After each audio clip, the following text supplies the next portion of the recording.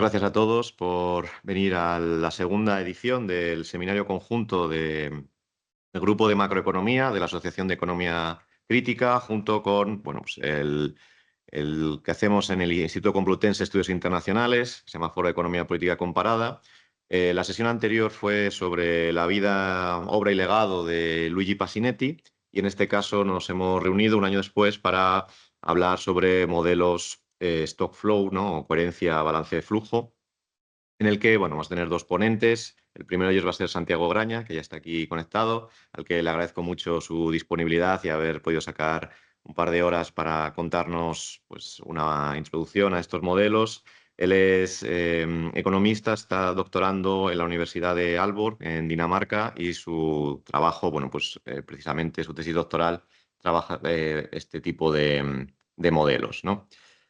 Eh, Lamentablemente, pues Esteban Cruz, que es el otro coordinador, todavía no ha podido conectarse, así que vamos a empezar la sesión y si no, cuando termine Santiago, pues que él haga en el descanso entre una ponencia y la siguiente, pues que él haga la introducción. Así que adelante, Santiago, cuando quieras. Bueno, muchas gracias por la invitación, Luis, y a todo el comité organizador.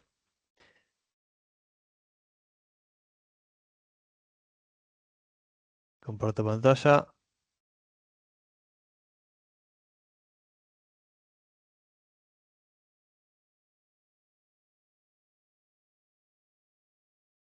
¿Están viendo ahí cuando cambio de diapositiva? No, estamos viendo una imagen fija de IASA 13 de noviembre. Ahora sí. Sí, Ahí, perfecto. está bien, perfecto. Ahora Ahí, tengo que cambiar perfecto. entonces acá. Bueno, hoy les voy a presentar un poco lo que es la idea de mi primer paper de doctorado, que lo estoy avanzando, todavía no tengo resultados, así que va a ser más la cuestión teórica y también voy a mostrar un poco lo que son los modelos stock flujo empíricos, cómo se diferencian de los teóricos y bueno, de qué trata un poco esta metodología. El paper en sí lo titulamos así, como una exploración de los efectos macroeconómicos y de los feedbacks em, de las principales tendencias demográficas en Dinamarca a través de un SFC empírico. Y mi coautor es mi director de tesis, quien es Mikael Randrauf Pinesen.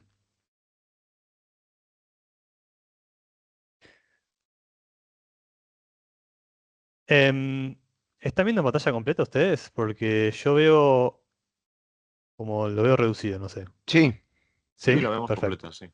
buenísimo. Bueno, entonces un poco como les decía, primero bueno, voy a mostrar un poco la evolución de las variables demográficas en Dinamarca. Después le voy a introducir a lo que son los modelos SFC empíricos y hablar un poco de la movilización del mercado laboral desde un punto de vista post-keynesiano. Em, Después le voy a mostrar los principales mecanismos demográficos ecológicos, no, ahí me quedo eso de que es la idea del segundo paper. Demográficos y económicos, que incluyo en el paper. Y después le voy a mostrar el modelo en sí a nivel teórico. Bueno, empezando con las variables demográficas, en este gráfico lo que muestro es la tasa de crecimiento de la población en Dinamarca, que es la línea gris, y se aprecia en el eje izquierdo, y en el eje derecho podemos ver la evolución de la migración neta, que es la variable azul, y de lo que llaman el crecimiento natural de la población, que es nacimientos menos muertes. Lo que se puede ver es que el crecimiento de la población, la tasa de crecimiento está muy correlacionada con la migración y que en la mayoría del periodo la migración neta fue mucho mayor que el crecimiento natural. Lo que muestra la importancia, ¿no? de la migración para Dinamarca. En este gráfico es un poco la misma idea, pero acá tenemos el crecimiento de em, la población económicamente activa. Entonces tenemos En gris es el crecimiento de la población, otra vez en el eje izquierdo. En azul está la variación, la migración neta de la población económicamente activa. Y esta línea amarilla en forma de U invertida es lo que sería la, podemos decir, producción doméstica de población, que es la gente que llega, la población económicamente activa acá la defino como personas entre 15 y 75. Entonces es personas que llegan a 15 menos las que llegan a 75 menos las muertes. Em, lo que se puede ver es que, y eso también está en el eje derecho, lo que se puede ver es que hubo un crecimiento de esta variable que se estancó en 2008 y después adquirió una tendencia decreciente y llegando a valores negativos. Em, esto se explica por distintos motivos. Por un lado, un incremento en los 80-90 de la tasa de natalidad, que explicó que haya más gente llegando a 15 años, con 15 años de lags. Bueno, no Em, funciona esto. y sí, después otra cosa a tener en cuenta es que las muertes en general fueron bajando constantemente, por lo cual este decrecimiento se explica básicamente por que hay una mayor cantidad de personas llegando a 75 que personas llegando a 15 años. ¿Sí? Con lo cual es que domésticamente Dinamarca está llegando a valores negativos, o sea, está perdiendo gente en edad laboral, lo cual solamente puede ser complementado con migración. Acá está la evolución de la fertilidad desde el 86. Lo que se puede ver es que en el gráfico de la derecha, lo que se puede ver es que siempre estuvo por debajo de 2, con lo cual no se llega a reemplazar la población. Y además que la fertilidad muestra una tendencia decreciente después de 2004. Em, sí. Y bueno, un poco lo que se muestra en estos gráficos es que el crecimiento poblacional depende en gran medida de la migración neta, la cual depende de decisiones políticas y shock externos. Un poco esto se ve en este gráfico. Shocks externos, cuando uno busca la literatura y trata de ver este crecimiento en 2004, por ejemplo, se muestra la introducción de países de Europa del Este a la Unión Europea y cómo eso facilitó la migración, o sea que es un shock externo. Y después en 2015 este pico también se explica en parte por la migración desde Siria. Em, y cae porque a partir de 2015, en esos años, se empezaron a aplicar políticas más restrictivas. Dinamarca empezó a aplicar políticas restrictivas para la migración, lo cual hizo que cayera en picada. Em, bueno, lo que contaba de los números muertos, que va decreciendo, y la tasa de fertilidad que nunca estuvo por encima de 2, como les decía. Y acá hay unos datos a tener en cuenta para ver cómo combinar estas variables demográficas con cuestiones económicas en Dinamarca. Bueno, el primero ya lo mostramos, tasa de crecimiento de la población económicamente activa eh, doméstica con valores negativos o cerca de negativos.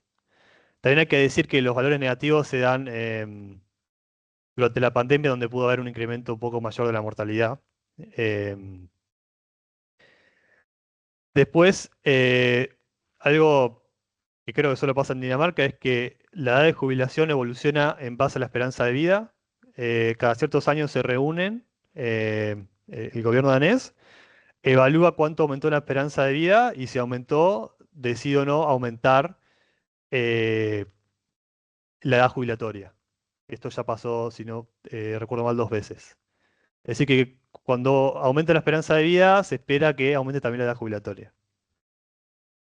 Hay una jubilación mínima que es aceptable, digamos, en el sentido que uno puede vivir con esa jubilación, que es financiada por impuestos, a diferencia de otros países que el financiamiento de las jubilaciones son a través de el aporte.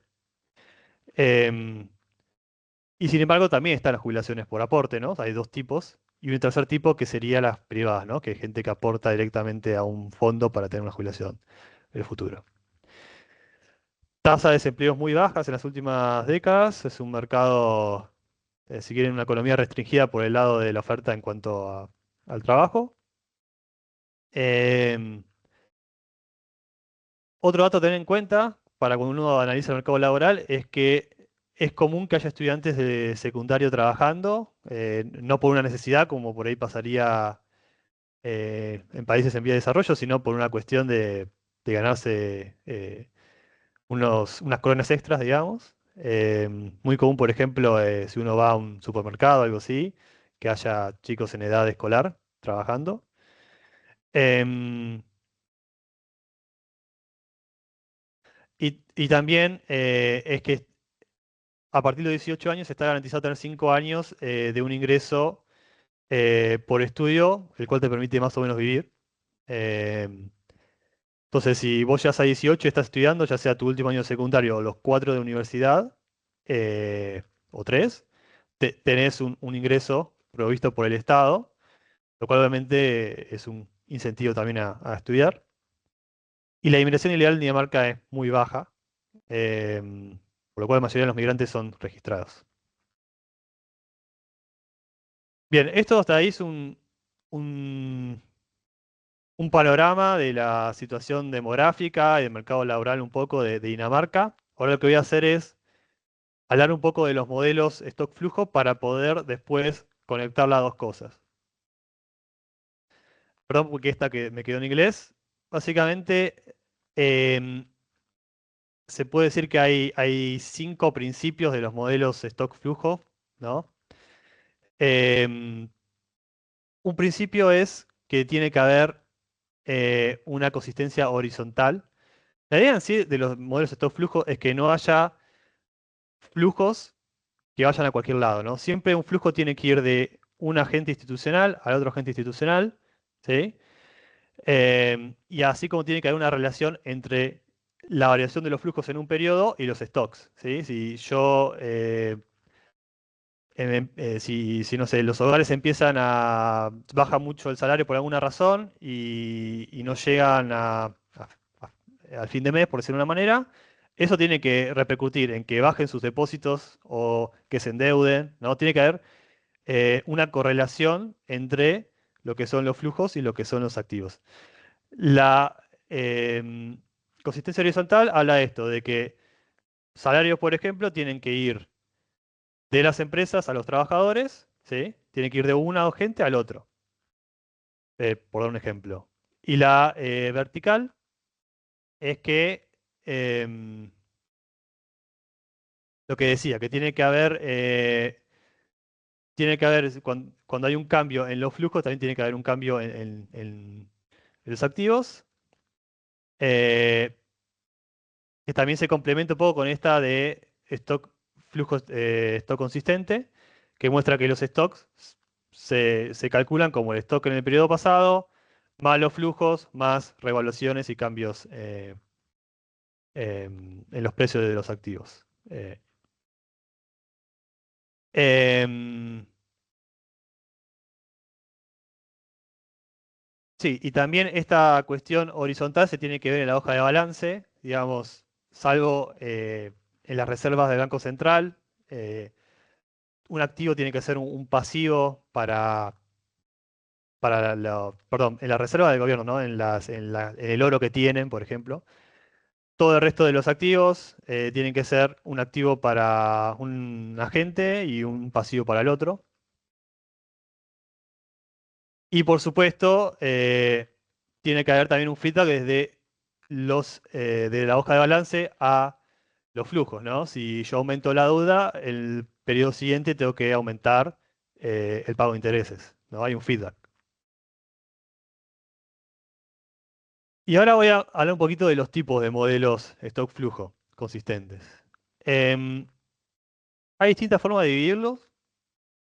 Una es por cómo se obtienen los parámetros de las ecuaciones de comportamiento. Yo lo que voy a mostrar es un modelo completamente empírico, ¿sí? Fully fledged empirical model, que lo que hacemos nosotros es decir, bueno, por todas las variables que hay, tengo una serie de tiempo, que puede ser anual, cuatrimestral, depende de la frecuencia que tenga, ¿no? Por varios años. Después, en las ecuaciones de comportamiento, donde tengo que decir un parámetro, tengo que decir, por ejemplo, cuánto aumenta el consumo cuando aumenta el ingreso disponible, lo que hacemos es aplicar econometría, ¿sí? Hacemos regresiones y obtenemos esos parámetros que necesitamos, ya sean eh, Error Correction Models, cuando vemos que hay contigración, o ARDLs cuando no hay contigración, ¿no? Obtenemos los parámetros y después los insertamos en el modelo. Después están en la otra punta los modelos completamente teóricos, en los cuales em, estos parámetros no vienen de econometría, sino que se plantean parámetros en base a cuestiones teóricas, a lo que uno quiere mostrar desde la teoría, y después uno puede ir cambiándolos para ver shocks y ver qué pasa en el modelo, ¿no? Pero los parámetros no se encuentran fundamentados en el caso de un país, en una serie de tiempo. Y después están los que son parcialmente empíricos, que serían los que, bueno, por ahí sí usan la teoría y tratan de buscar parámetros, digamos, parametrizan, pero sí que tratan de seguir la estructura de un país determinado. Por ahí tienen dos observaciones y tratan de mostrar cómo se da una a la otra, por ejemplo, ¿no? Ninguno de estos es mejor que el otro, son simplemente distintos modelos que se aplican, depende de tu objetivo y depende de qué quieras hacer con tu modelo. Por ahí los Fully Fledged Empirical Models son más útiles para alguien que está en policymaker, en un banco central, y uno teórico es más para mostrar una cuestión teórica de largo plazo. También obviamente los modelos completamente empíricos sufren el problema de que si no tenés datos para mostrar algo, o si no tenés toda la serie en un periodo suficiente para tener observaciones para hacer econometría, bueno, no, te quedas restringido. En cuanto a un modelo teórico, en su cambio, pueden plantear muchas más cosas.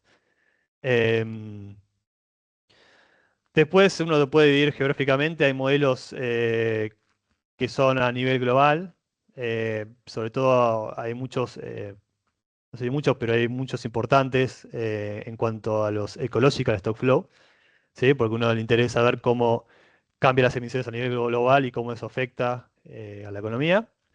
Y después están los que son a nivel país, o también pueden haber a nivel región. Y después está la división de agentes, por lo general,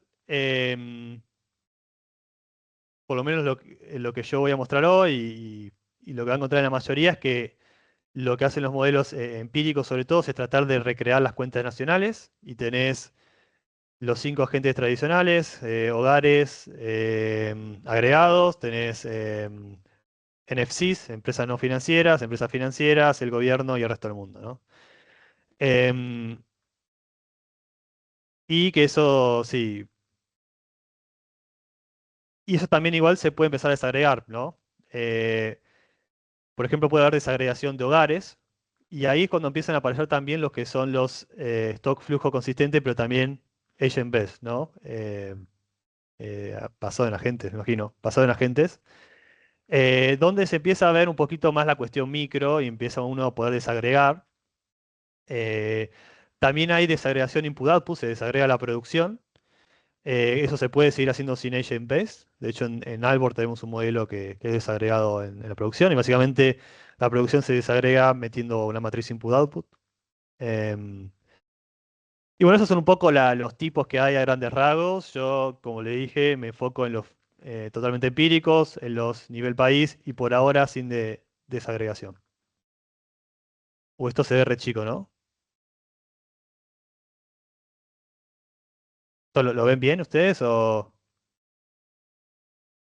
Un poco pequeño, pero bueno, ampliando la pantalla creo que lo A ver, podemos ver. Ahí, ahí se ahí, agrega. perfecto. Eso es. Eso es. Bien. Ahí me quedó un poquito pixeleado, pero bueno, esto es la Transaction Flow Matrix, que es donde uno ve los flujos, ¿no? Lo paso rápido. uno tiene acá arriba del todo lo que es la demanda agregada, consumo, inversión, gobierno, exportaciones. Y acá lo que le decía es que uno tiene que mostrar, por ejemplo, que todos los flujos van de uno a otro, ¿no? Entonces el consumo es un gasto para los hogares, pero es un ingreso para las compañías, ¿no? Y tiene que dar cero la suma de todo esto. Em,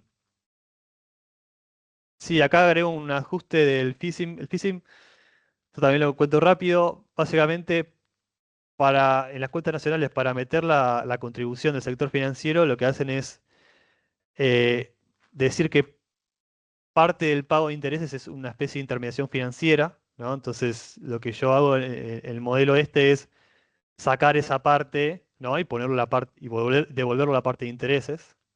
Por eso hay un ajuste ahí. Pues después tenemos la distribución del ingreso, tenemos bueno, los salarios, los impuestos a la producción, los beneficios y el mix income. Em, y después hay, sí, después hay lo que serían, me salté uno creo. Sí, ingresos financieros, de pago de intereses, distribución de las corporaciones, renta, entre otros. Uno tiene las transferencias del Estado, las contribuciones y el pago de intereses del ingreso, por ingreso. Y después uno tiene cuestiones más asociadas a cosas no financieras ni transferencias, cambio en las pensiones, transferencias de capital, uy, ese tipo de cosas. Todo esto, como es empírico, uno podría crear una por año, que, bueno, ¿no? Si tengo datos del 95 al 2025, tengo 30 de estas, ¿no? Em, en los empíricos. Y después lo que hay es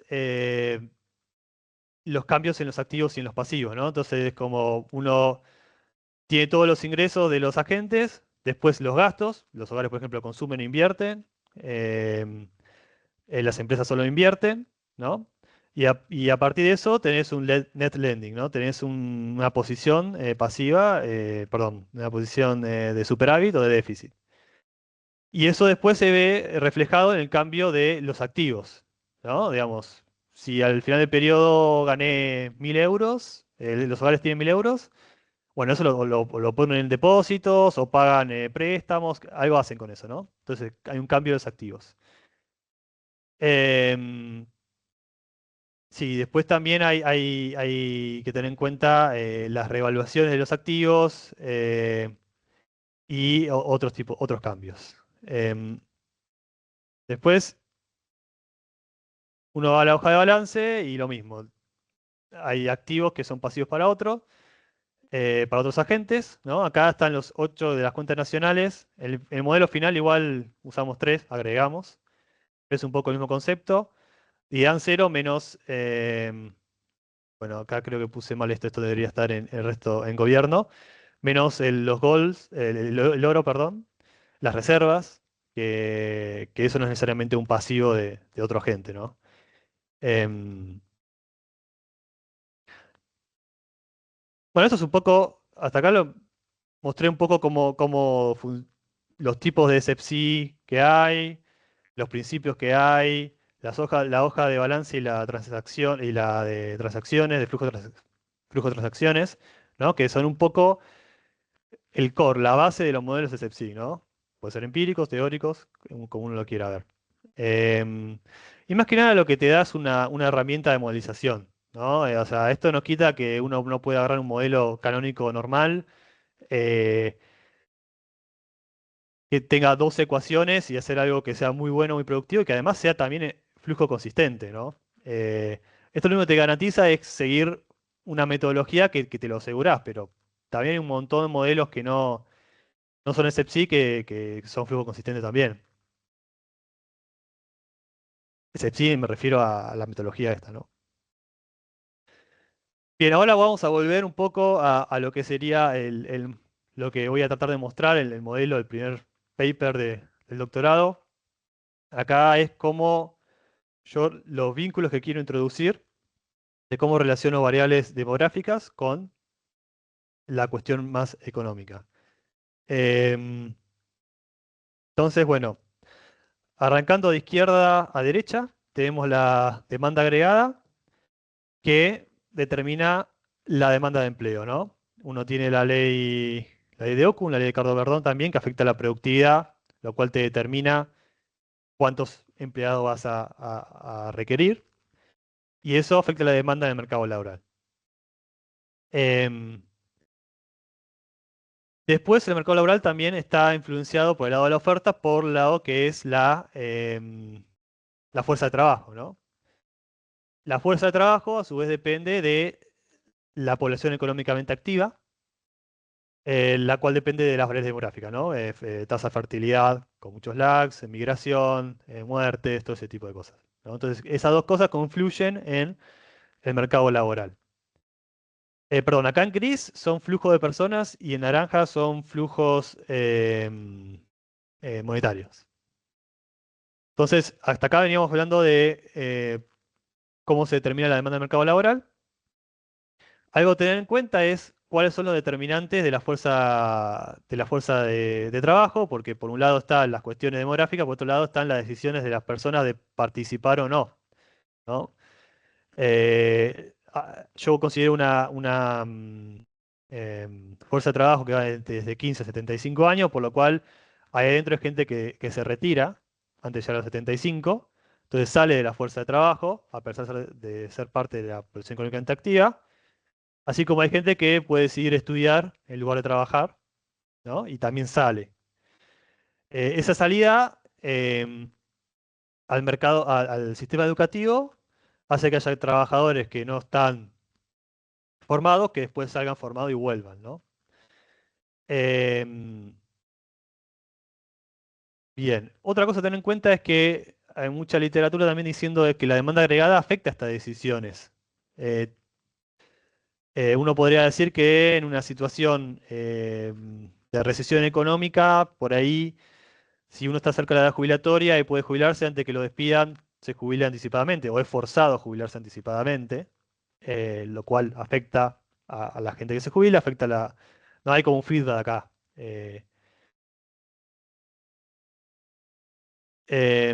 Sí. Después, en cuanto a los flujos monetarios, em, lo que por un lado las variables demográficas afectan a la demanda agregada porque a mayor jubilados va a haber menor gente cobrando un salario, pero a la vez mayor gente recibiendo un beneficio, sí, jubilaciones y pensiones.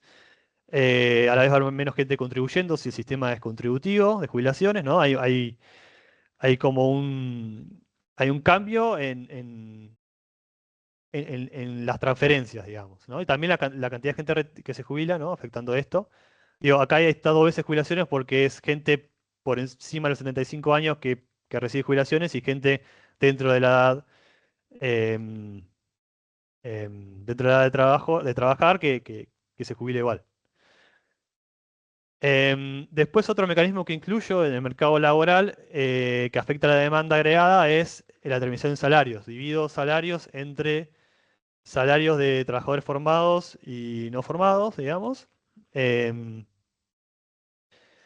Eso tiene un feedback de vuelta en la demanda agregada. ¿Por qué feedback? Porque, digamos, está la demanda agregada, hay una determinada cantidad de empleo. También agrego un mecanismo que es el del desempleo afectando los salarios. Entonces, eso cambia los salarios que ganan y en base a cómo cambian los salarios que ganan, también tenés un efecto de vuelta a la demanda agregada. Em, y después en el sistema educativo también hay unos cambios. Porque, ¿qué pasa? Si se reduce, algo a tener en cuenta es que los gastos en educación de alumnos universitarios y de secundario, primaria son distintos, ¿no? Entonces, si hay un cambio poblacional, si baja la tasa de fertilidad, hay un cambio en el gasto que tiene que hacer el gobierno. Es como que se endogeniza parte del gasto en educación, una parte, en base a los cambios demográficos. Y eso tiene un feedback effect de vuelta en la demanda agregada. Em, bueno, esos son un poco los mecanismos que quiero introducir en el modelo. Ahora haciendo un modelo, por acá pongo las ecuaciones.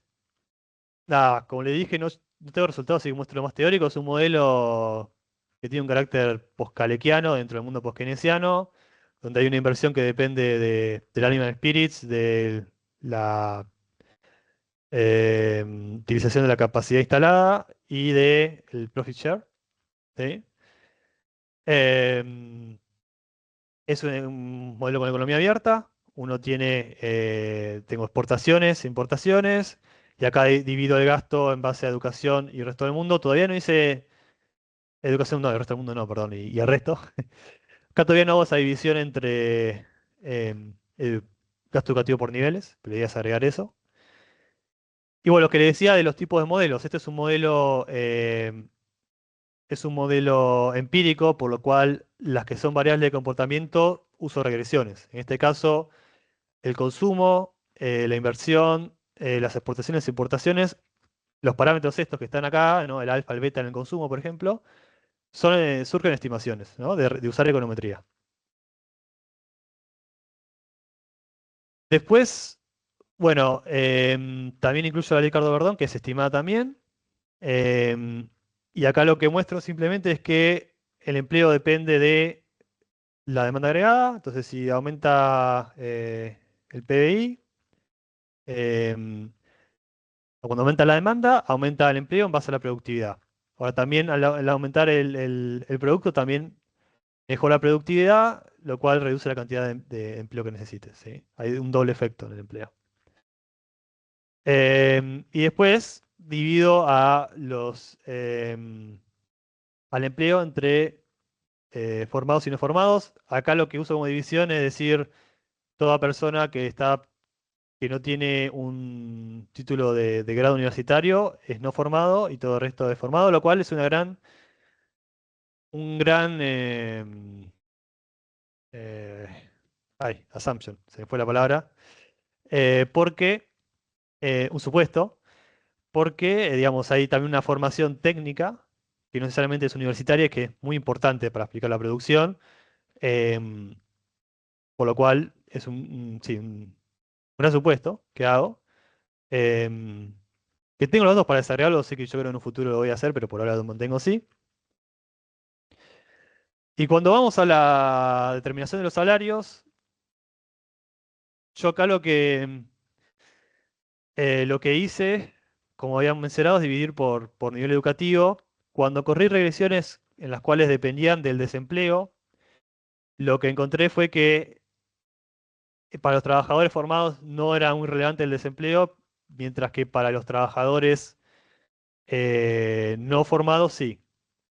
Lo cual tiene cierto sentido si uno piensa que en la bolsa de desempleo formal tengo abogados, contadores, ingenieros, filósofos, ¿no? Los cuales no necesariamente se reemplazan, casi imposible que se reemplazan entre sí, al menos los que mencioné.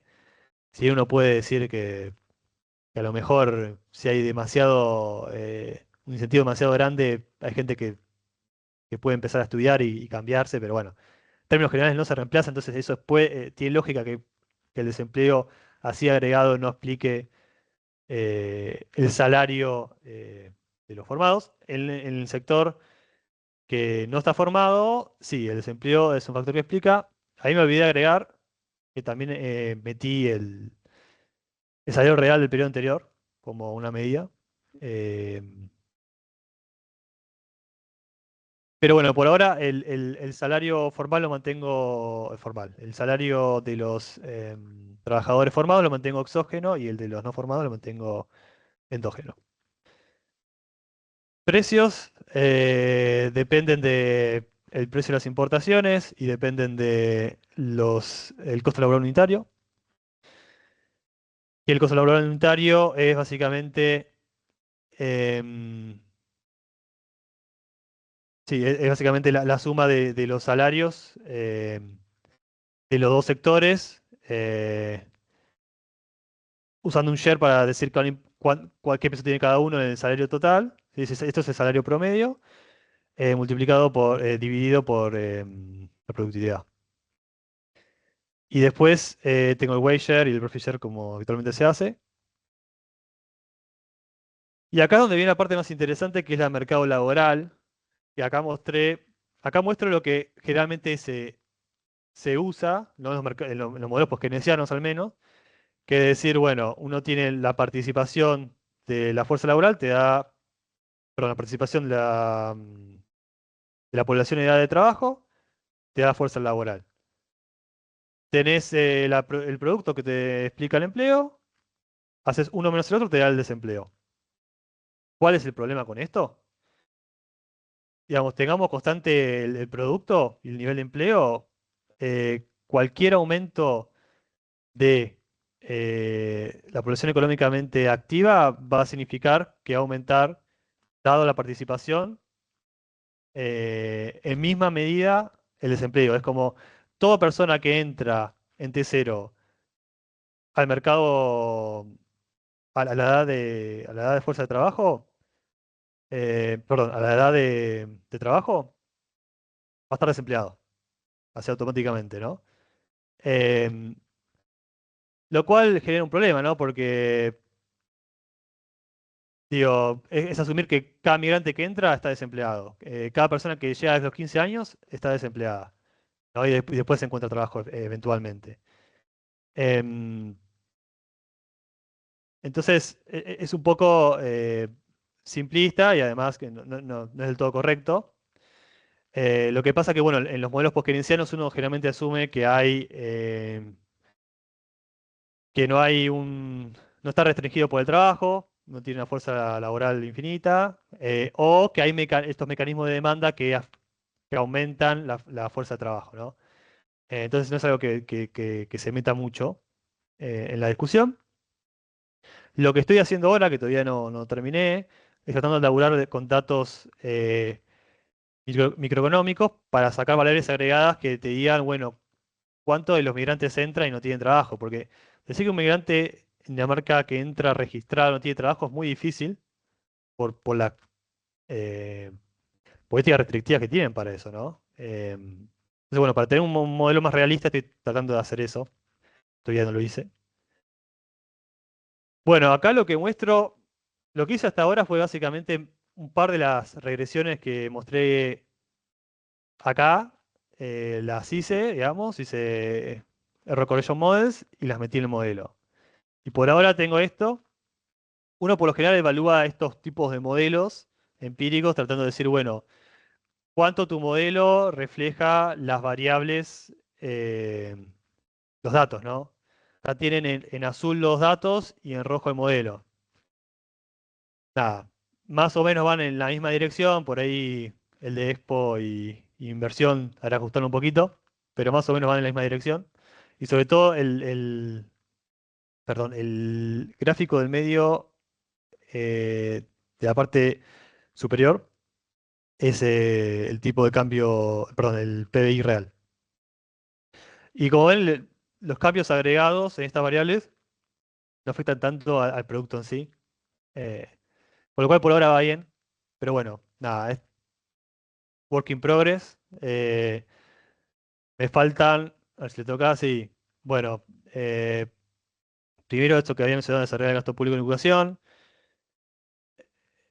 agregar la relación con el sistema de pensiones, esto por ahora lo tengo todo exógeno. eh,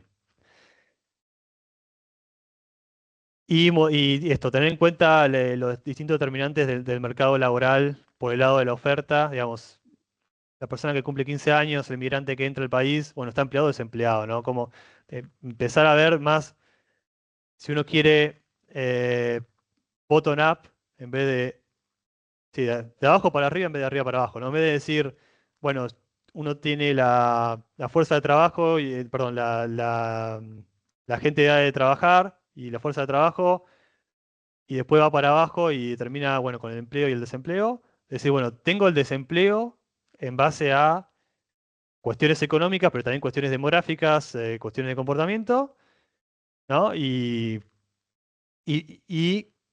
se vincula con la parte de demanda a través del empleo, ¿no?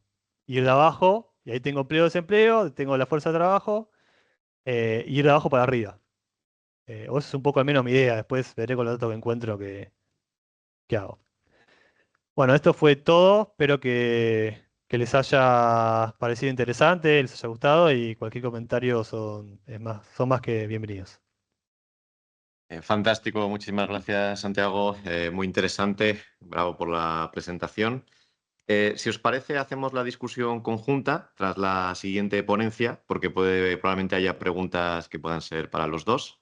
Así que creo que Esteban Cruz ya está conectado. Sí. Si quieres hacer la presentación, Hola a Esteban. todos. Sí, sí. Gracias, Estupendo. Santiago, por compartir lo que estás haciendo en tu tesis doctoral. Es muy interesante. Estamos deseando ver cómo avanzas en ello. Y bueno, el siguiente ponente va a ser Stuart Medina.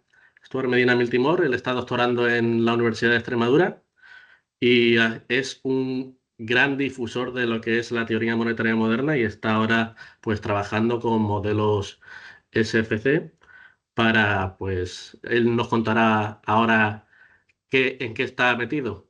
Y bueno, simplemente pues ya le doy paso a Stuart.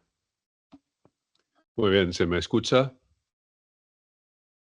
¿Se me escucha bien? Sí, sí, Perfecto. se escucha. Perfecto. Bueno, voy a compartir también pantalla. Un segundito, que esto siempre lleva un momentito. Vale, cuando lo vean me dicen. ¿Estamos? Sí, se ve. Perfecto. Vale, bueno, pues oye, muy interesante el trabajo de Santiago. A ver si lo publica y podemos leerlo, ¿no? No sé si habrá algún paper ya publicado. Hay un peligro de que sea algo redundante lo que estoy presentando respecto a lo que ha presentado Santiago. La primera pregunta es ¿cuánto tiempo dispongo? Que no tengo completamente claro. Que son media hora más o menos lo que tendría. Sí. Yo creo que 20-25 minutos y dejamos otros Vale. 20 minutos, Para 25 preguntas. para preguntas, ¿vale? Vale, bueno, voy a intentar entonces ir relativamente rápido, porque 20-25 minutos, pues aquí podría tirarme 2 horas hablando de modelo Stock Flow Consistent. Y bueno, una primera aclaración, y es que intentando buscar una traducción al español, que no la encontraba por ningún lado, todo el mundo habla de Stock Flow Consistent Modeling, a mí se me ocurrió modelos de coherencia de flujos y fondos. Es una propuesta que hago de traducción al castellano, pero bueno, en general todo el mundo entiende SFC y Stock Flow Consistent Modeling. Evidentemente, yo no sé, porque yo me conecté un poquito tarde, si Santiago tenía ocasión de hablar de Wynne Godley, no sé si fue el caso, pero realmente el padre, digamos, de los modelos Stock Flow Consistent fue Wynne Godley, un economista británico, bueno, que se formó inicialmente como músico, por cierto, estuvo en la orquesta de la BBC, pero luego por miedo escénico, pues abandonó esa carrera y se metió a estudiar economía en el New College de Oxford y, bueno, ahí conoció a Isaiah Berlin y Philip Andrews y también, bueno, pues conoció a Nicholas Kaldor, ¿no? Que fue, digamos, decisivo en su traslado a Cambridge y donde empezó a trabajar en análisis macroeconómico. Posteriormente estuvo en la Levy Economics Institute del Bard College, que es un centro de referencia del pensamiento heterodoxo, ¿no? Tanto post-keynesiano como Caleskiano, ¿no? Y marxista incluso, ¿no? Pero también evidentemente recogiendo toda la tradición post-keynesiana. Y creo que se distinguió tempranamente por advertir sobre las consecuencias del Tratado de Maastricht en un célebre ensayo en el año 92. También fue una persona que, gracias a su trabajo precisamente con estos modelos Stock Flow Consistent, donde se entronca esta esfera financiera con la esfera real, digamos, fue uno de los que advirtió de la inminente crisis financiera, ¿no? Él murió desgraciadamente en el 2010, pero ya en 2000 él avisó tempranamente en 2001 que el modelo de crecimiento en Estados Unidos basado en una financiarización y excesivo endeudamiento de los hogares pues acabaría en una crisis financiera como la que efectivamente se desarrolló, ¿no? Y bueno, también colaboró muchísimo con él en el desarrollo de estos modelos Marc Lavoie. Inicialmente el primer trabajo con él empezó trabajando más en solitario con un pequeño libro que hizo con su maestro Cripps, esta obra que ya es difícil de encontrar, pero que fue como yo llegué a los modelos Stock Flow Consistent, una un libro que tuve que conseguir de segunda mano, ¿no? Porque no se encuentra en las librerías o no era fácil de encontrar. Y es un libro del año 83, si no recuerdo mal, que escribió con Scripps, y que fue realmente el origen de toda esta, con modelos muy sencillos, y que esto era un manual de divulgación para estudio, digamos, para sus estudiantes, y realmente fue mi bautismo de fuego con los modelos Stock Flow Consistent, ¿no? A partir de ahí ya surge toda una larguísima bibliografía. Aquí no he puesto más que una mínima parte de toda la bibliografía que se puede encontrar sobre todo de Godley y Lavoie, ¿no? Que colaboraron muchísimos años, hasta culminar, digamos, en esta, digamos, obra de referencia que sería Monetary Economics, An Integrated Approach to Credit, Money, Income, Production and Wealth, que tiene 12 modelos, ¿no? De lo más básico a lo más sencillo, una buena explicación sobre qué son los modelos Stock Flow Consistent y bueno, ejemplos, digamos, muy útiles y que ayudan a empezar a adentrarse en este mundo de los modelos Stock Flow Consistent, ¿no?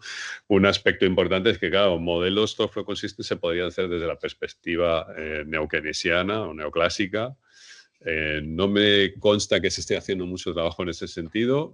Por ahora los modelos Stock Flow Consistent mayoritariamente, digamos, que se podrían encuadrar dentro del paradigma post-keynesiano, ¿no? Con esa, no sé, evidentemente este no es un seminario sobre pensamiento post-keynesiano, aunque desde luego invito a leer este gran manual de Mark Lavoie, Post-Keynesian Economics, que yo creo que es una obra de referencia y que realmente nos puede, si el que esté interesado en profundizar en economía post-keynesiana puede desde luego encontrar muchísimo material. Es casi enciclopédica esa obra y realmente merece la pena tenerla como manual de consulta, ¿no?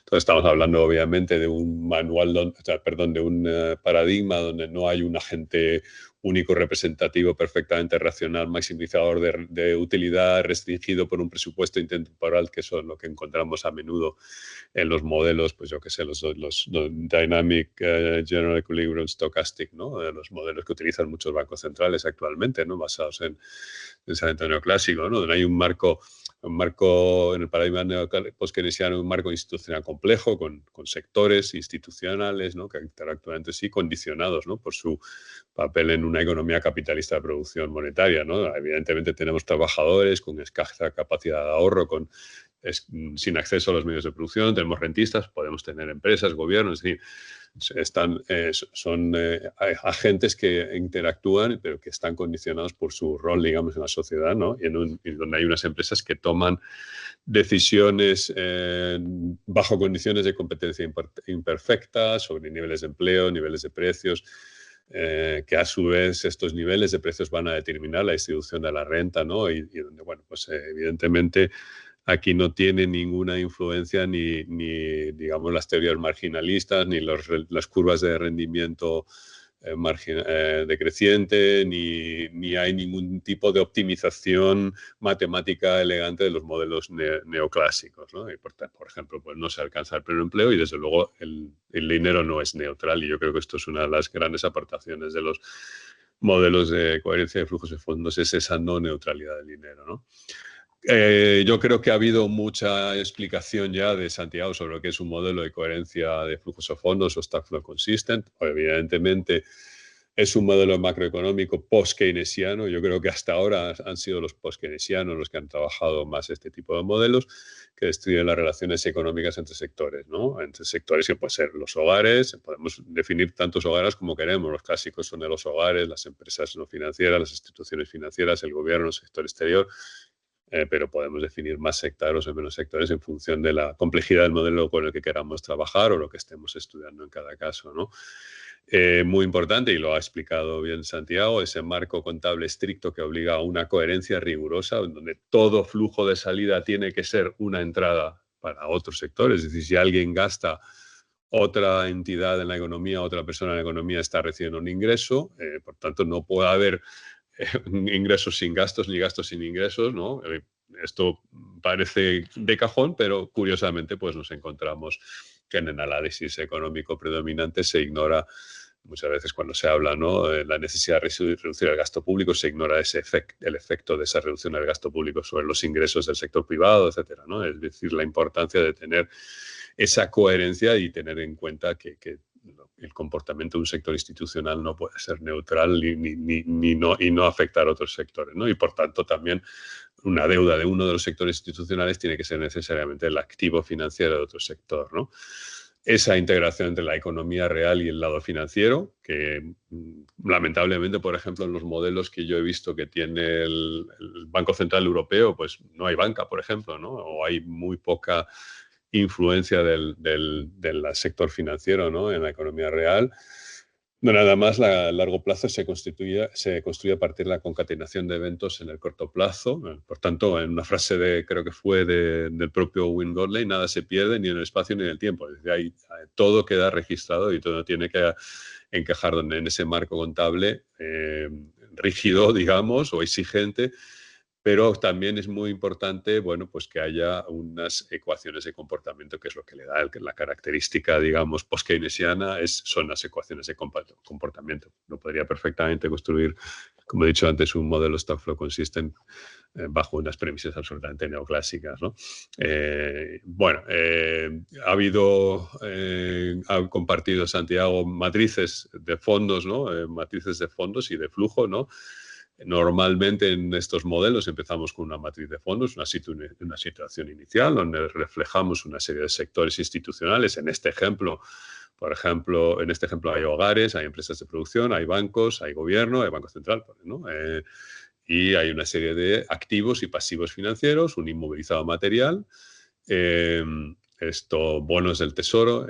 Evidentemente, fijaos en los signos, ¿no? En las matrices de Godley, pues digamos la financiación aparece aquí con un signo menos, ¿no? Y la inversión, ¿no? Las posiciones como activos financieros aparecen con un signo más. Es decir, los hogares, por ejemplo, pueden tener bonos del tesoro emitidos por el gobierno, pero también el Banco Central puede comprar, y de hecho lo hace, ¿no? Como sabemos, bonos del tesoro emitidos por el gobierno.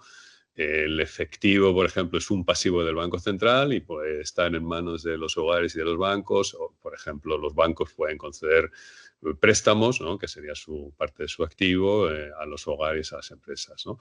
Y, evidentemente, pues si tenemos una matriz de fondos en una situación inicial, cuando vemos el paso de un periodo a otro periodo, vamos a encontrar en el siguiente periodo otra matriz, vamos a decir otro balance, y entre medio va a haber una serie de flujos, ¿no?, en el que, bueno, pues por ejemplo, las empresas tienen unos ingresos procedentes del consumo de los hogares o unos ingresos procedentes del gasto público, o las empresas que se dedican a producir bienes de capital reciben ingresos de las inversiones que realizan las demás empresas, el flujo de los salarios, ¿no?, desde las empresas hacia los hogares, ¿no?, que constituye el ingreso principal de los hogares, los impuestos, los intereses o el pago de intereses sobre bueno, pues por ejemplo, deuda pública, ¿no?, que puede ser obligar o generar un flujo negativo del gobierno hacia los hogares, ¿no?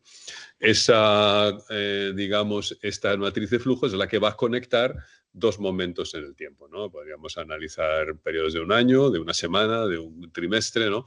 Pero en cada periodo vamos a tener un flujo, una matriz inicial de fondos o una matriz de flujos entre los dos periodos, y en el final del periodo otra matriz final, ¿no? Lo que es importante son esas ecuaciones de comportamiento. Nos ha enseñado Santiago algunas de las que utiliza en su modelo, ¿no?, clásicamente post-keynesianas, la mayoría de ellas, ¿no?, o prácticamente todas, ¿no? Por ejemplo, aquí pongo una clásica ecuación de consumo a partir de la renta disponible, ¿no?, y la riqueza financiera de los hogares, ¿no?, del periodo anterior. O, por ejemplo, un elemento que han utilizado mucho Godley y Lavoie, las ecuaciones de cartera, ¿no?, las ecuaciones que determinan la distribución de la riqueza financiera entre distintos instrumentos financieros disponibles para los hogares, ¿no?, o para el sector privado, ¿no? O la formación de precios de las importaciones, hay ecuaciones, por ejemplo, de exportaciones basadas en la elasticidad de demanda-precios. Y, por supuesto, nos vamos a encontrar también con una serie de ecuaciones de identidades, ¿no?, que nos van a dar, por ejemplo, creo que nos ha enseñado alguna parecida Santiago, pues la riqueza financiera a los hogares tiene que ser necesariamente la riqueza financiera que tenían en el periodo anterior, más los flujos, ¿no?, de ingresos netos del consumo y la inversión, más las ganancias de capital, algo que a Godley y Lavoie le dieron mucha importancia, ¿no?, el impacto de los incrementos de patrimonio en la riqueza financiera, ¿no? En definitiva, aquí, digamos, la máquina fundamental de los modelos tiene que ser estas ecuaciones, y son las ecuaciones las que definen de alguna forma si este es un modelo post-keynesiano o no lo es, ¿no? Si estuviéramos construyendo un modelo neoclásico, pues a lo mejor por aquí aparecería una ecuación de maximización de utilidad de algún agente, ¿no?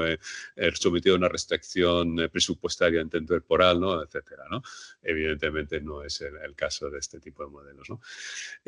Una de las conclusiones del trabajo de Godley, a la que llegó Godley, fue esta idea de la identidad de saldos sectoriales que realmente, bueno, aquí ilustro con un gráfico construido para la economía española, ¿no?, donde se ve, digamos, la evolución de la capacidad de necesidad de financiación del sector privado doméstico, en estas columnas o estas barras verdes, ¿no?, la evolución de la necesidad de financiación del sector privado y la necesidad o capacidad de financiación de las empresas, ¿no?, del sector, perdón, del resto del mundo, perdón, del sector exterior.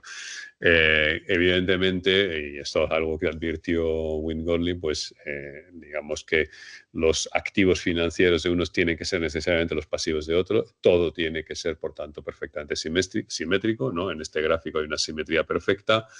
La capacidad de financiación de unos sectores tiene que ser idéntica a la necesidad de financiación de otros sectores, con el signo cambiado, obviamente.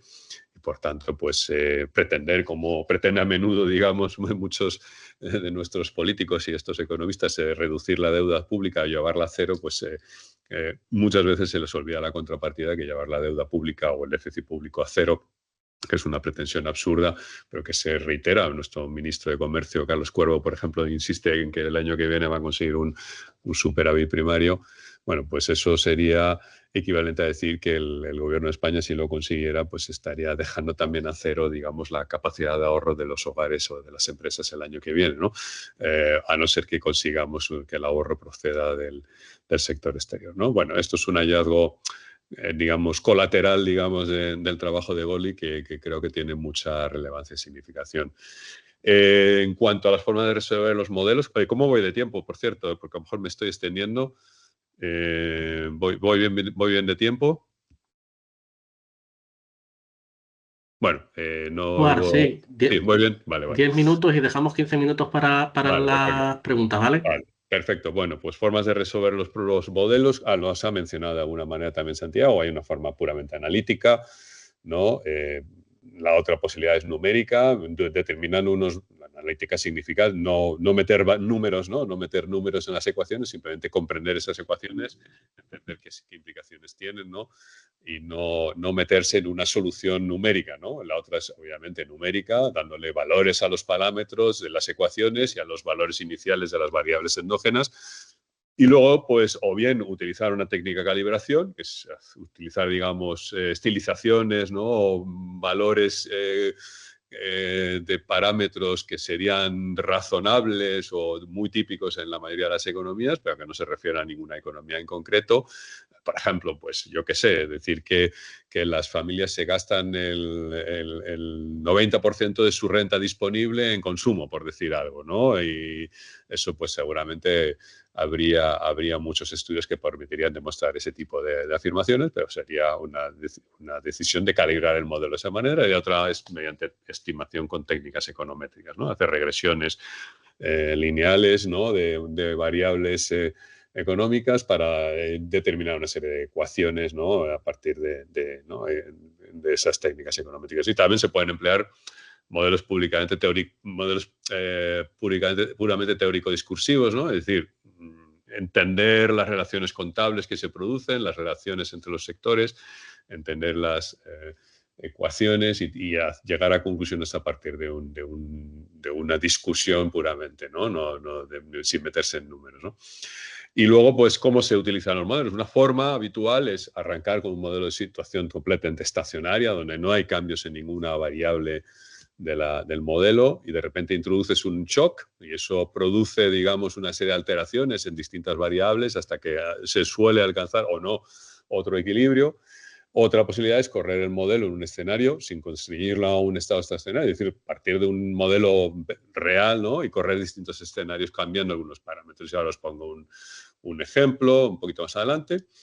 Y bueno, aplicaciones o campos de estudio, pues el corpus ya de investigación es espectacular.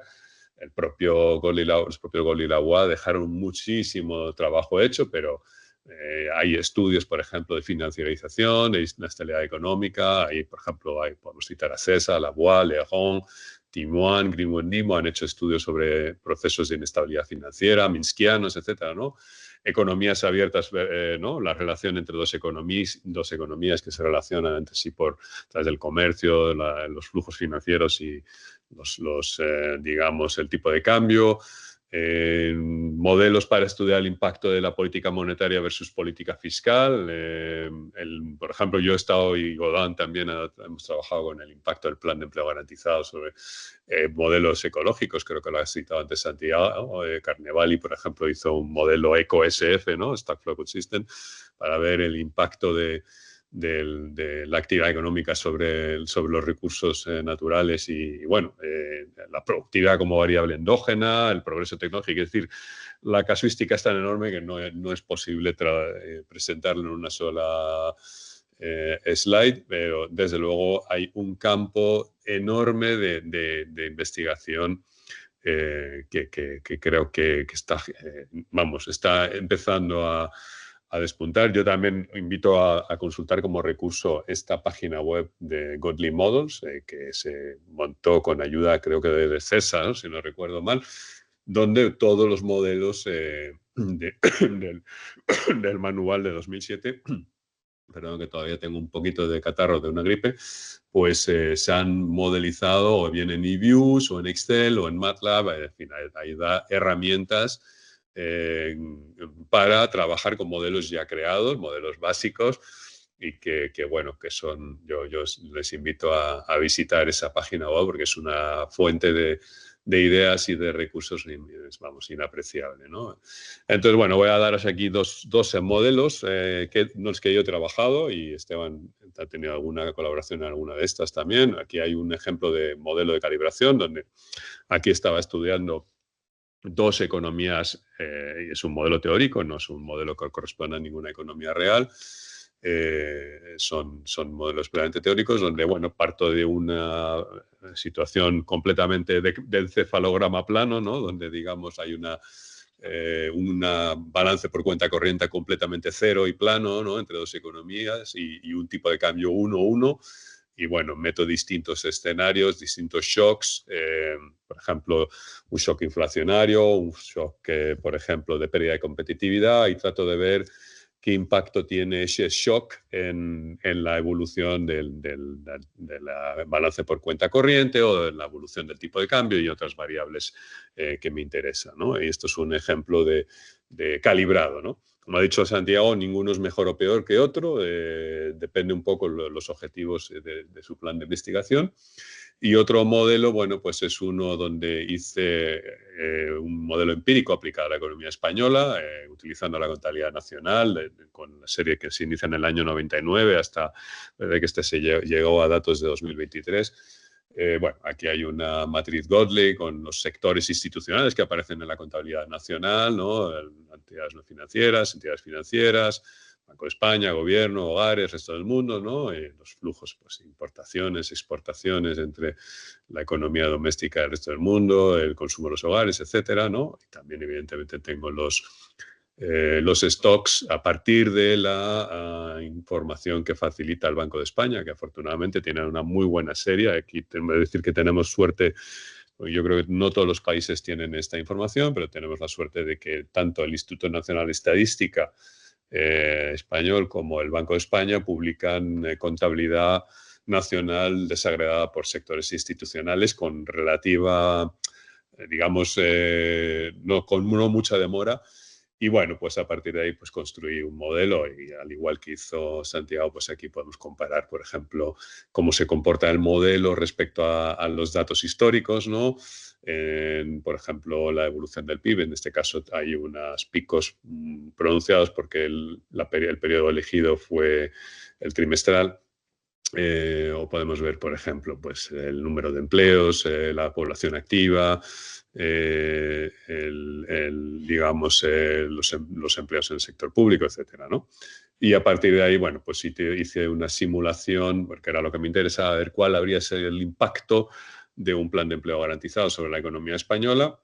Había habido estudios sobre el impacto de un plan de empleo garantizado en Estados Unidos o en Argentina, con el caso de Agustín Mario o de Full Wheeler en Estados Unidos, pero nadie había hecho un modelo de Stock Flow Consistent sobre el plan de empleo garantizado. Y bueno, pues hice un escenario en el que se introducía ese plan de empleo garantizado en el año 2002 y bueno, pues aquí hay una serie de criterios de revisión del salario del plan de empleo garantizado, una serie de premisas sobre los costes operativos, etcétera, en fin, las premisas básicas del modelo y el impacto que tuvo tanto en este modelo, ¿no? Sobre el empleo total, que serían estas dos. El baseline sería el azul y el rojo sería el modelo con ese plan de empleo garantizado. Las variaciones en el Producto Interior Bruto, el tamaño de ese plan de empleo garantizado, el impacto en el IPC, ¿no? Con una ecuación bastante, bueno, econométrica, ¿no? O estimada a partir de técnicas econométricas. Y bueno, el impacto sobre importaciones de bienes y servicios y también el impacto sobre la riqueza financiera de los hogares, la distribución, la utilización de la capacidad productiva, que ha sido precisamente uno de los problemas de la economía española en los últimos años, ha sido una subutilización o infrautilización de la capacidad productiva. En definitiva, bueno, pues sin tratar de ver el impacto que habría tenido sobre la economía española de un plan de empleo garantizado que en general habría sido un impacto positivo, en el sentido de que habría mejorado la utilización de la capacidad productiva, el nivel de empleo, con unos niveles de inflación razonables y con una mejora, digamos, de la distribución de la renta en la economía española, ¿no?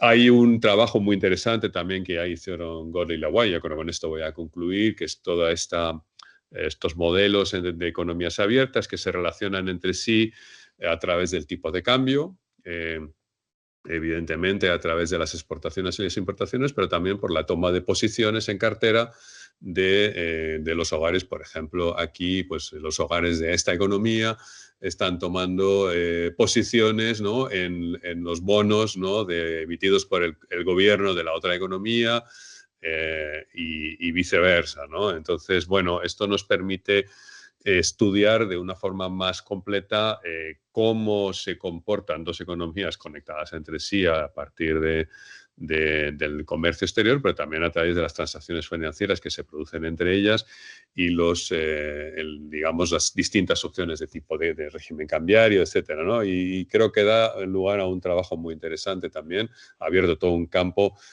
para, por ejemplo, cuestionar todo el modelo Mundell-Fleming, ¿no? Que ha sido, digamos, el estándar que se ha utilizado para explicar, ¿no? el comercio exterior y el impacto del comercio exterior sobre la economía, ¿no? En los manuales de texto. Se llega a conclusiones mucho más interesantes y diferentes a las que vienen en los manuales de economía. Y bueno, pues creo que ahí hay todo un campo que se ha utilizado, por ejemplo, y que puede servir para utilizar, por ejemplo, el estudio de las decisiones que está tomando Donald Trump, ¿no? Ahora en Estados Unidos con su política arancelaria o el impacto de las políticas mercantilistas o neomercantilistas chinas o europeas en general, o el estudio de la introducción del euro y cómo la creación de la zona ahora fue la creación de una zona de tipos de cambio rígido, distinto, digamos, de lo que y te permite explorar qué habría sido de las economías europeas bajo un, ¿no?, régimen de tipo de cambio flotante frente al régimen cambiario que implica el euro, etc. O sea, hay muchísimos trabajos muy interesantes y que, bueno, por falta de tiempo pues no puedes poner, pero que realmente abren también todo un campo para entender el comercio exterior y los regímenes cambiarios. Así que lo voy a dejar aquí por ahora y muchísimas gracias por vuestra atención y bueno, pues quedo pendiente de las preguntas. Gracias, Stuart, por compartir tu investigación con nosotros, con los que estamos aquí hoy. Y bueno, a ver, habíamos puesto de acabar a las 2:30, pero si se estira un poquito esto no pasa nada. Bueno, no sé, Luis, si tiene prisa también. No, al revés, sí, sí. Vale. Hacemos turno de preguntas y pues nada, lo que aguantemos. Vale, a ver, preguntas. ¿Alguien quiere participar? ¿Alguna pregunta para alguna cuestión que queráis plantear a Santiago o a Stuart? La verdad que estos modelos son muy novedosos y realmente pocas tesis hay. Bueno, en España la Stuart va a ser la primera que está trabajando estos modelos. Es posible, no lo sé. Yo le quería preguntar a Santiago, ya que lo tengo allí, si ha tenido ocasión de explorar en su modelo el impacto porque claro, Dinamarca es verdad que conserva su divisa, ¿no?, la corona danesa, pero evidentemente opera de facto en un régimen de tipo de cambio casi fijo, ¿no?, o prácticamente fijo, ¿no? Y no sé si has tenido ocasión. Hay una pregunta ahí de Jaime Nieto, perdona, pero ya aprovecho yo y me he colado para preguntarle a Santiago si ha tenido ocasión de estudiar el impacto de distintos regímenes cambiarios para la economía danesa, ¿no? ¿Respondo o escuchamos la pregunta de Jaime? Yo creo que Vamos recogemos una un par, si os parece. Sí, entonces, ¿Sí? Jaime. Hola, bueno, muchas gracias a los dos. Me han gustado mucho las presentaciones. Voy a bajar la mano. Bueno, no sé si primero comentaros que aquí en la Universidad de Valladolid, pues no sé si lo conocéis, pero trabajamos con modelos de evaluación integrada, energía, economía, medio ambiente y bueno, así que hemos intentado con no demasiado éxito incorporar una dimensión Stoke Flow Consistent. Me ha gustado mucho la traducción de Stuart, porque siempre sufro para decirlo en castellano y yo creo que está muy bien.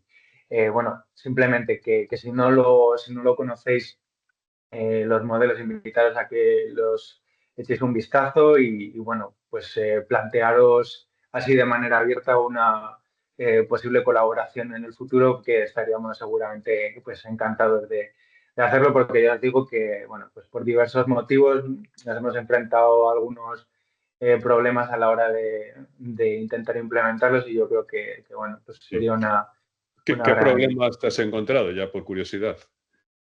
Bueno, algunos han sido de tipo más práctico y mundano del día a día laboral. Ah, bueno, el Con tiempo. sí, bueno, pues las personas que han trabajado en ello y al final por diversas razones pues no lograron completar de la manera que se hubiera querido, etcétera. Pero bueno, también sobre todo nuestros modelos de evaluación integrada, yo creo que esta fue la principal dificultad, están basados en, bueno, su principal característica es que combinan la metodología de la dinámica de sistemas, que proviene de la automática, y con análisis input-output. Entonces, la principal dificultad ha sido, digamos, hacer una correspondencia satisfactoria entre las tablas input-output y el stock flow consistent. No soy conocedor exactamente de las particularidades técnicas que llevaron a esas dificultades, pero sí que sé que radicaba ahí la principal dificultad y lo que ha hecho que al final, bueno, Claro. pues la vínculo no haya sido. Es que las tablas input-output de la economía española, las últimas publicadas, creo que eran del año 2016. Creo. Con lo cual te encuentras con un problema de que tienes pocos datos recientes para empezar, ¿no? Te tienes que remontar a un pasado ya superado en muchos sentidos, ¿no? Porque 2016 a 2000 ya ha pasado casi una década, ¿no? Entonces ya es un problema, ¿no? Y luego, claro, la complejidad de lo que pretendéis, yo creo que ya requiere un grupo multidisciplinar muy grande que esté trabajando, y eso ya probablemente ya le corresponda a un banco central o a ¿no? O a alguien que tenga suficientes recursos como para trabajar en equipo, porque a veces los equipos pequeños no tenemos tiempo para meternos en esa complejidad, ¿no? Pero bueno, desde luego alguna vez yo nunca me he atrevido a incorporarle el análisis de input-output a los modelos Stock Flow Consistent con los que yo he trabajado, porque aunque teóricamente podría ser posible, imagínate la capacidad de computación que necesitas y la de tiempo que me llevaría, ¿no? Entonces me resulta una auténtica, digamos, vamos, hay que tener mucha valentía para hacer algo así, yo creo. Sí, sí, sí. Hay que tener mucho valor. Os invito, por si no lo conocéis, ¿hay algún trabajo por ahí que si tenéis alguna cosa de no me acuerdo, Tim, es el hijo de Tim Jackson, no me acuerdo ahora Sí. Andrew Jackson. Andrew Sí. Jackson tiene alguna cosa, si a lo mejor os interesa que Sí. vincula input-output y stock flow consistent, Sí. pero no lo hace dentro de un modelo de evaluación integrada. Sí. Bueno, me he equivocado porque el INE ya ha publicado una tabla de input-out del año 2021, o sea que ya vamos un poquito más al día, que la última vez que lo vi estábamos en el 16. A ver si tenemos una tabla ya de algún año que no sea raro, ¿no? Que no sea ni del 2020 ni del 2021. Claro, exactamente. Pero bueno, sí, sin duda es un reto, ¿eh? O sea, lo considero un reto enorme, sí. Pues que merece la pena, ¿eh? O sea, seguro. ¿Alguna pregunta más? Y cerramos este turno y os damos paso a Santiago y a Stuart para responder. No sé si aquí en la sala alguno queréis intervenir. No, pues si os parece, damos ahora este turno de respuestas y hacemos uno más si nos da tiempo y ya con eso terminamos. Adelante. ¿Arrancás vos, Stuart? O... Sí, perdona, yo ya había contestado, de hecho. O sea que, perdona, que me he adelantado. Sí. No, no hay problema. Respecto a lo que decía Jaime, en Aalborg, en la Universidad de Aalborg en Dinamarca, tenemos un modelo input-output SFC empírico. Que sí, completamente empírico. Lo que sí, la cuestión de los datos que mencionaba Stuart es un tema. Digamos, en Dinamarca hay buen acceso de datos y sobre todo el problema que había, que logramos acceder a datos, es cómo conectar los datos de los beneficios de las empresas en la matriz input-output a cómo se distribuyen esos beneficios en los otros agentes institucionales, ¿no? ¿Cuánto de cada industria tiene cada agente institucional? Hay algunas industrias que es fácil, la financiera, el sector financiero, y hay algunas que las tiene el Estado casi 100%, pero después hay un par que hay una producción de los hogares importante y que es difícil saber cuánto beneficio va uno para el otro. Ese era uno de los problemas, que conseguimos datos, pero bueno, no sé si es tan fácil en todos lados conseguirlos. Lo que nos funcionó a nosotros fue mandarles mails al Instituto de Estadística de Dinamarca. Por ahí, para perderle el miedo a eso, ¿viste? Mandar un mail y en una de esas tenés suerte y te responden. Pero ese era uno de los problemas. Después un problema en general de incluir input-output a SFC es que tenés el tema por ejemplo, exportaciones, importaciones, ¿no? ¿Cuánto importa cada industria? Vos o podés hacer una regresión por industria, que ahí es un tema porque ya empezás a tener 10 regresiones por industria, y que hay algunas que uno no sabe por qué tienen cosas que es difícil explicar, es como hacer un paper para cada industria. O haces importaciones, exportaciones a nivel agregado y después aplicás share fijos y dividís entre cada uno. El tema de ahí es que perdés un poco la riqueza de modelar a industria, ¿no? Porque aumenta la exportación agregada en uno y todas las exportaciones de todas las industrias aumentan, porque es un share fijo, que no tiene por qué ser así. Pero eso es un tema de movilización que en un momento uno asume algo y qué va a hacer, ¿no? Mm. Pero lo que sí está el modelo ese en Dinamarca que está en GitHub todos los códigos. Y lo puedes agarrar y ver que se puede aplicar acá, ahí a España o no. Mm. Por ahí es un buen punto de Mm. inicio. Y después la primera pregunta del tipo de cambio de Stuart. No me metí en eso, pero lo dejé medio como armado, porque lo que hice fue desagregar bastante, hacer algo un poco más complejo con el tipo de cambio. Metí 8 trade partners, digamos. Ajá. Entonces es como que después si sale el tipo de cambio, si lo quiero probar, como ya tengo medio armado la parte externa para hacerlo. em, Está la discusión en el grupo de hacer eso o no. Lo hablamos con un tipo que está como en un comité de política económica en Dinamarca y él lo que nos dijo es como, no, olvídense de hacer eso porque es imposible que salgamos. Es como, no que no sea relevante, sino que no va a pasar. Así que nos quita que no sea importante hacerlo para ver qué pasa, ¿no? Mm. Pero ese fue el feedback que recibimos cuando lo hablamos con gente metida en política Mm. económica. Ya, ya, claro. Bueno, pero para otras economías como Argentina es Sí, relevante, porque ahí hay muchos experimentos monetarios fallidos y, sí, sí, sí. y ahí sin duda ver el tipo de cambio fijo, el tipo de cambio flotante, etcétera, todos esos regímenes No, ni cambiarios hablar, es muy relevante. ni Sí, hablar, ni porque hablar. Sí, sí, sí. exacto. O la emisión de deuda pública denominada en divisa frente a eso, está claro. Bueno, muy bien. Pues estupendo. Abrimos otro turno de preguntas. Si alguien más tiene alguna. Vale, pues yo sí tenía un par, así que aprovecho. Muy bien. A Santiago me surgía la duda con el tema de la ley de Okun, que yo había hecho algunas estimaciones al respecto y tal, sobre lo que comentabas, ¿no? De claro, tenemos el problema que la ley de Okun realmente te está incorporando el efecto directo del PIB sobre la variación de la tasa de desempleo.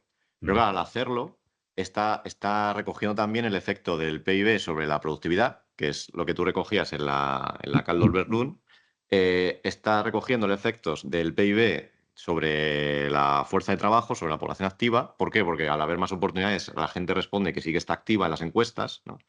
Eh, y en tercer lugar, te está modificando también la población en edad de trabajar, que es la que tú comentabas, que es porque vienen migrantes y estos sí que se pueden quedar o pueden encontrar más oportunidades de empleo, ¿no? Entonces, claro, el crecimiento económico te afecta a las tres variables que determinan la tasa de desempleo, que sería esto, ¿no? El propio producto, la productividad, la población activa, económicamente activa o fuerza de trabajo y la población en edad de trabajar, ¿no? Entonces, esas interconexiones no, sabes, entiendo que es el núcleo de lo que tú estás ahí tratando con el stock flow, pero no terminaba de ver el mecanismo a nivel empírico. O sea, a nivel teórico lo entiendo, el diagrama que pusiste con las flechas, pero a nivel empírico no me ha terminado de quedar claro porque has dicho, has estimado cada parámetro por separado en el modelo de corrector del error o, en fin, no sé muy bien cómo, si ahora nos lo puedes explicar un poquillo más, me gustaría.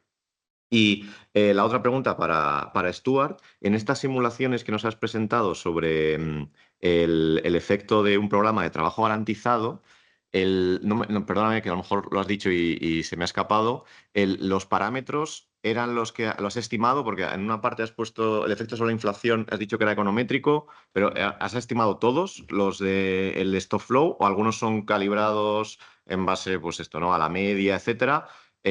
Nada, un poquillo, si nos podrías profundizar algo más en esto. Y por mi parte, nada más. Muchas gracias a los dos. El que queráis.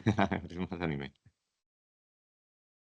Si querés, Pensaba contestar Stuart. por orden, o sea que empiece Bueno, Santiago, ¿no? dale. Sí, escribí ahí ley de Ockham, todavía no. Solamente hasta ahora estimé la ley Cardo-Verdón, o sea, productividad dependiendo del producto, todavía no llegué a eso. Y lo dejé el otro oxógeno. Em, lo que estaba pensando hacer, o sea, pensando en estrategias empíricas, en un momento había pensado en usar los residuos de ciertas regresiones, porque vos con los residuos podés sacarle el efecto de una de las variables, ¿no? Hay un paper de Matías Bernengo y John, no sé el apellido, que estiman, por ejemplo, la ley Cardo-Verdón y la conjunta. Lo que hacen es estiman tasa de desempleo con producto, usan los residuos, porque esos residuos te dicen la relación del desempleo que no la explica el producto, y meten eso a la regresión de Caldo-Verdón, además del producto, ¿no? Entonces, por ahí, pensando más como la estrategia, ¿no? De eso, por ahí, usando algunos residuos de algunas regresiones, o habría que pensarlo, se puede llegar a hacer para un paper econométrico. El tema con el modelo es que después, si vos metés residuos, que por eso un poco lo vengo descartando, después tenés que modelar los residuos. Tenés que decir que los residuos se mueven de una manera para ver el efecto después en el modelo, y ya no estás viendo el desempleo saliendo residuo del desempleo con otra cosa, ya empieza a complicarse. Em, por ahora lo estoy pensando, así que cuando avance un poco más, te escribo y por ahí nos ayudamos mutuamente a ver eso. Vale, pues si has terminado por mi parte, pues es un modelo donde hay 34 ecuaciones estimadas a partir empleando el método de dos etapas, ¿no? De regresión lineal de dos etapas o two-stage least squares, ¿no? Y luego el resto son ecuaciones de identidades, ¿no? Son 160 ecuaciones en total, o 161 si no recuerdo mal, de las cuales 34 son estimadas a partir de datos de la contabilidad nacional, utilizando sobre todo dos etapas, ¿no? De regresión lineal en dos etapas, y luego el resto son identidades. No sé si eso responde a tu pregunta. Sí, totalmente, totalmente. O sea, y ya la última, perdón, la insistencia, es que yo también hice alguna prueba para hacer alguno y no fui capaz de cuadrarlo, así que toda vuestra experiencia me viene estupendamente. ¿Lo has estimado directamente, es decir, en efectos marginales o con logaritmos? Porque yo notaba, claro, al estimar la elasticidad se complica un poco el asunto. Claro, normalmente depende, porque claro, los logaritmos te ayudan a linearizar un poco, ¿no? Entonces, muchas de esas ecuaciones efectivamente tienen logaritmos, sí, sí, sí. No todas, pero una parte de ellas sí que tienen logaritmos, ¿no? Ahí ayuda mucho, aunque no sea stock consistent, mirar los modelos que hicieron ¿cómo se llama este hombre? Este americano, que ahora no me sale el nombre, espera. Qué rabia. Espera, que no me sale el nombre. Bueno, ya me acordaré luego. Pero digamos, el gran autor de modelos económicos de Estados Unidos, que no me sale el nombre, qué rabia. Bueno, luego me acordaré. Pero sí, la mayor parte de las ecuaciones tienen logaritmos, sí. Vale, estupendo. Muy bien, pues última oportunidad, si alguien más quiere intervenir, y si no, yo creo que lo dejamos aquí. O unas últimas palabras, Esteban. Pues si no hay más preguntas, lo dejamos aquí. La verdad que hemos aprendido mucho con los dos ponentes de hoy. Y bueno, simplemente cierro, como no hay más preguntas, recordando que tenemos abiertos unos paneles para las jornadas de economía crítica que estamos intentando organizar Luis, José Antonio Pérez Montiel y yo, sobre diferentes temáticas, a ver si cuadran para proponerlos a la organización. Que si tenéis lo envié por correo el otro día por las listas de la Asociación de Economía Crítica. Si tenéis alguna comunicación que queráis presentar, estáis a tiempo todavía. No sé si se va a ampliar, Luis. Es que no me ha llegado nada. Sí, creo que el día 18 se abría el Call for Papers y me dijo el organizador que iban a ampliar el Call for Sessions. Entonces ese día lo anunciarían. Entonces, Es que acaba hoy. acababa hoy, pero el Call for Papers empezaba el 18, creo. Entonces me dijo que teníamos de plazo hasta entonces. O sea que sí, estamos ultimando la propuesta. Si alguien quiere participar, yo diría que estamos a tiempo de incluirles, sin problema. Sí. Santiago, si te animas, del 10 a 12 de junio en Bilbao. Me encantaría, pero no voy a poder. Ya tengo unos planes para esa fecha. Pero me encantaría. La próxima sí. Está bien.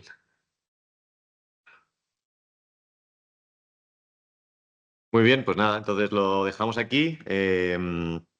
Subiremos el vídeo a YouTube cuando lo tengamos disponible. Enviaremos un correo de nuevo por la lista de distribución cuando esté listo. Y nada más, agradeceros la participación y esperamos veros en la próxima. Un abrazo a todos. Gracias. Bueno, muy bien. Bueno, muchas gracias. Por cierto, Besos, era Fer, Esteban, el Stuart. autor al que me refería, que se me olvidaba el nombre antes. Muchísimas gracias por la invitación. Gracias. Un abrazo. Nos vemos. Hasta luego.